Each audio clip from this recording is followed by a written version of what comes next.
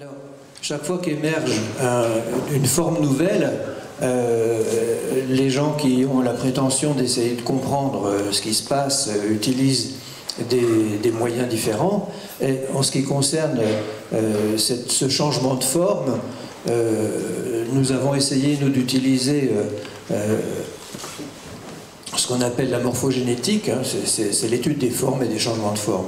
Et il se trouve que René Thom, qui est un de nos grands mathématiciens, est un des champions de la morphogénèse, et on peut utiliser une de ces formes les plus simples pour essayer de comprendre ce qui nous arrive. Je lui ai emprunté la forme de la vague. Hein, vous savez, une vague sur l'océan, hein, on a tous une idée de la façon, de la forme que ça a. Donc la vague, vous la voyez, hein. Oups là, voilà. Donc tant qu'on est sur ce chemin-là, la vague, elle ne change pas vraiment de forme, elle ne change pas d'algorithme. Hein, c'est-à-dire qu'elle évolue, mais sa forme initiale reste pratiquement la même. Et ce qui est au centre ne change pas. Et ce qui n'a pas changé entre le XVIIIe et la fin du XXe siècle, nous concernant, c'est la bonne manière de penser le monde et d'agir sur lui. Ça n'a pas varié d'un pouce entre le XVIIIe et le XXe. C'est assez surprenant, mais c'est comme ça. Hein, mes collègues universitaires continuent à penser exactement comme on pensait au XVIIIe siècle en matière de logique. Le problème est que nous sommes arrivés, nous, à la crête. À savoir que quand la vague arrive à sa crête, l'algorithme change radicalement et de manière assez violente au sens historique du terme. C'est-à-dire là où il faut 3 siècles pour arriver au sommet de la vague, il faut quelques années, disons une vingtaine d'années maximum, pour que tout ce qui a peu changé en 300 ans se transforme radicalement. Et c'est ce qui est en train de nous arriver. Ces choses-là ont commencé, cette mutation, elle a commencé une bonne quinzaine d'années avant de commencer chez nous aux États-Unis. Elle a commencé en Europe du Nord un peu plus tôt que chez nous, 5 à 6 ans, et puis ça descend comme ça au travers de l'Europe. Alors, eux sont en train de changer, on n'y peut rien, il va falloir s'adapter. Hein. Et puis, alors, soit on s'adapte, soit on ne s'adapte pas. J'ai trouvé un beau dessin, là, soit on ouvre le parapluie et il ne servira pas à grand-chose. Hein. Soit on surfe sur la vague avec eux, je trouve ça tout à fait intéressant. Vous les avez vus, ils sont sympas. Hein. Il valent la peine qu'on se donne un peu de soucis pour eux. Parce que toutes les mutations, l'histoire l'a bien montré, elles sont porteuses du pire et du meilleur. Toutes. Celles-là comme les autres, évidemment. Alors, notre problème, c'est que le pire est porté par nos nostalgies, il est porté par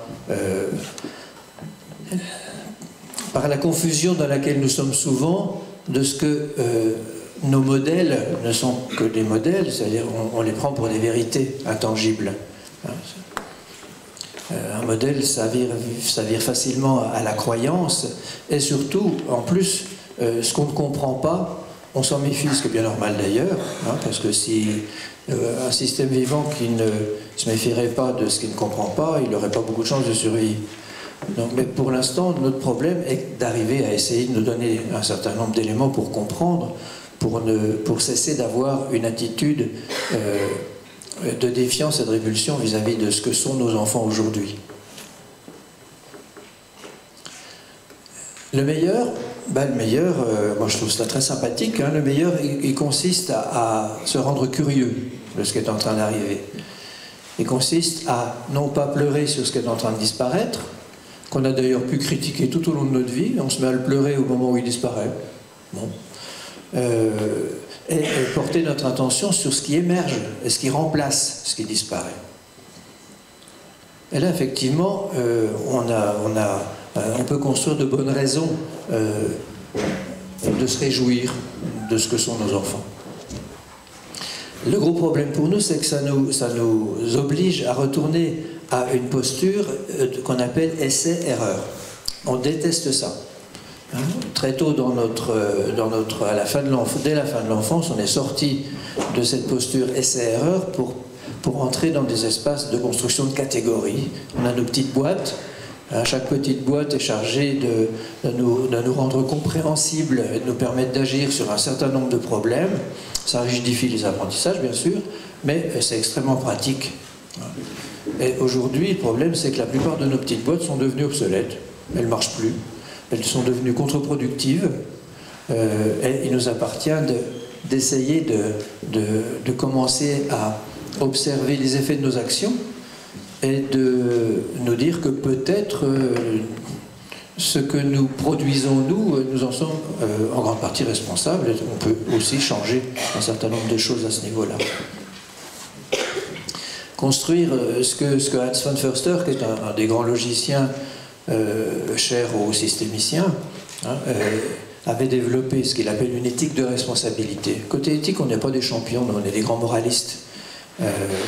Il se trouve que, effectivement, quand j'entends des nostalgiques dire la morale fout le camp, on va voir, oui, la morale fout le camp, dans la mesure où elle est peu à peu remplacée dans le fonctionnement des enfants d'aujourd'hui par l'espace de l'éthique, mais je vous en reparlerai au fur et à mesure.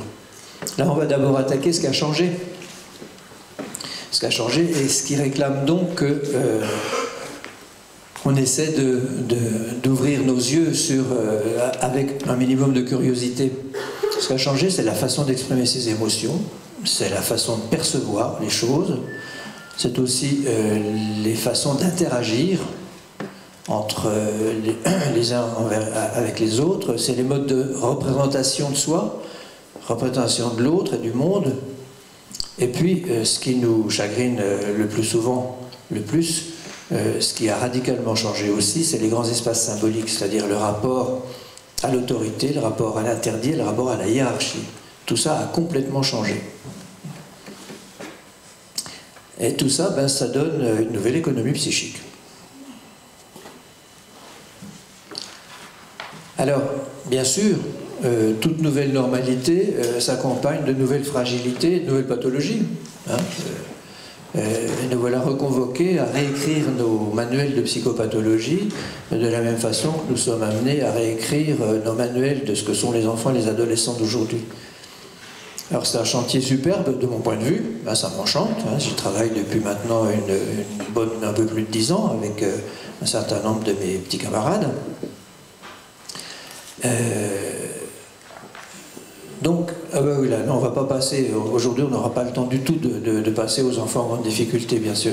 Comme je vous l'ai dit, on ne va parler que des mutants standards, à savoir vos enfants, vos petits-enfants et vos frères et sœurs. Alors, on va se donner un peu d'aide. Je ne vais pas vous embêter avec beaucoup de théories, mais on a besoin de quelques petits repères, et celui-là nous est très utile. À savoir que l'école culturaliste d'anthropologie avait mis en évidence que tous les membres d'une même société montrent les mêmes façons de se comporter, d'exprimer leurs émotions dans certaines situations typiques. Alors c'est quoi les situations typiques? C'est tout simple. Nous savons tous, par exemple, les endroits où on peut rire fort, les endroits où il ne faut pas rire fort, les endroits où il ne faut pas rire du tout, les endroits où on peut parler fort, les endroits où il faut se retenir de parler fort, quand il faut tendre la main, pas tendre la main, etc. etc. C'est ça les situations typiques. C'est tout ce qui concerne les rituels d'interaction. Et précisément, tout ce qui est en train de changer, c'est les rituels d'interaction. Donc ce qui change, c'est vraiment le cœur du fonctionnement entre les membres d'une société. Alors Gregory Bateson, qui est certainement un des penseurs les plus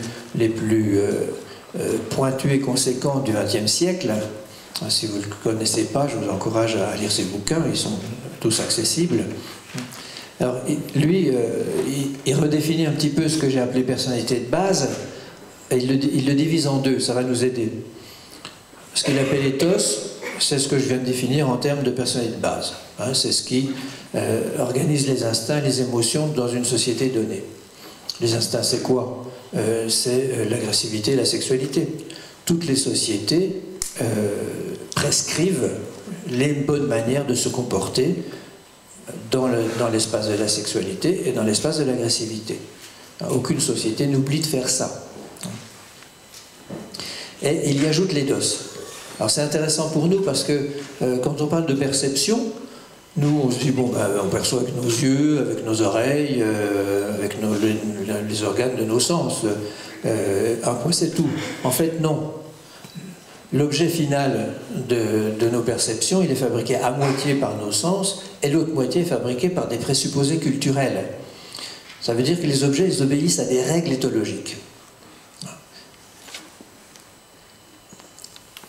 Et c'est un des énormes problèmes qu'on rencontre avec les enfants et les ados d'aujourd'hui. C'est que les règles éthologiques concernant les objets ne sont plus les mêmes que celles auxquelles nous on obéit. Ils obéissent à d'autres règles, eux. Je vous donnerai un exemple dans peu de temps, mais d'abord, cette personnalité de base.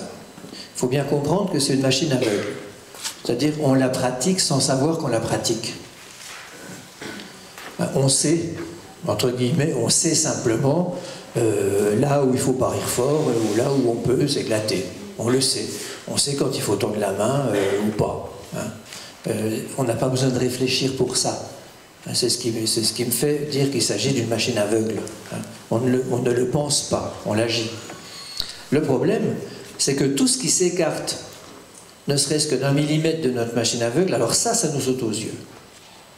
Ça nous saute instantanément aux yeux et on ne peut le vivre que comme déviant. Et je dis bien le vivre, hein, c'est-à-dire on ne le pense pas, on le vit comme déviant. C'est là que ça joue, c'est pas là. Hein. C'est dans le creux de l'estomac. Et ça nous met en posture de défensive immédiatement.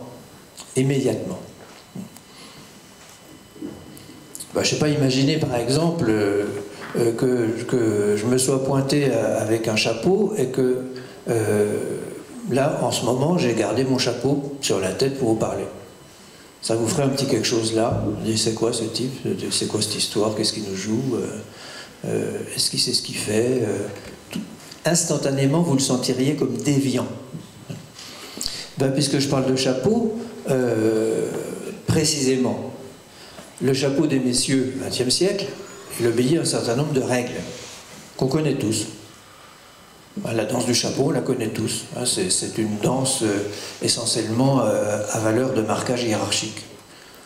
Quand deux messieurs se rencontrent et un seul enlève son chapeau, on sait que celui-là se sent inférieur hiérarchiquement à l'autre, socialement à l'autre, et donc il lui donne une marque de déférence en enlevant son chapeau, et l'autre garde son chapeau, et de cette façon, il montre que lui, effectivement, est son supérieur au niveau social.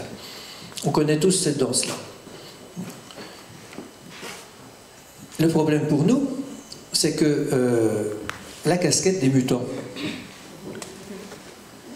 on la joue sur le même mode. C'est-à-dire que le gamin qui garde sa casquette pour nous parler, dit mais de quoi? Non mais est-ce que tu te rends compte de ton impolitesse? Qu'est-ce que c'est que ça? Le sous-entendu, c'est il est forcément notre inférieur, hein, ça va de soi, hein, puisque c'est un gamin et nous on est des adultes. Et à partir de là, on vit comme parfaitement déviant, évidemment, cette casquette sur la tête, alors que du point de vue des gamins d'aujourd'hui, la casquette n'est pas du tout un marqueur hiérarchique. La casquette, c'est un instrument de visibilité. Je vous reparlerai de cette notion de visibilité, elle est importante, et j'ai eu beaucoup de plaisir à voir les photos qui ont défilé tout à l'heure, là, parce qu'effectivement, on est en plein dans cette nécessité de se rendre visible, et qui n'a rien d'idiot, en plus. Hein. C'est pas plus idiot que notre nécessité supposée de nous rendre modestes.